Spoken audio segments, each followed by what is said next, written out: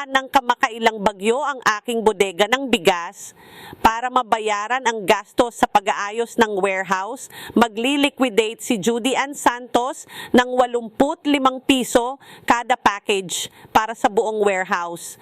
Huwag mag-alala, ang kalidad ng bigas ay napakaganda pa rin para sa mga taong kailangang pumayat at balansehin ang antas ng asukal. Alam mo ba na ang ganitong uri ng bigas ay may 40 calories lamang bawat mangkok, habang ang regular na puting bigas ay may 260 calories? Talagang ito ang pinakamahusay na alternatibong puting bigas, mababang carb, mababang calorie, mataas na hibla, walang sodium at walang asukal, mahusay, bilhin ito. Ang paraan ng pagluluto ay napakasimple.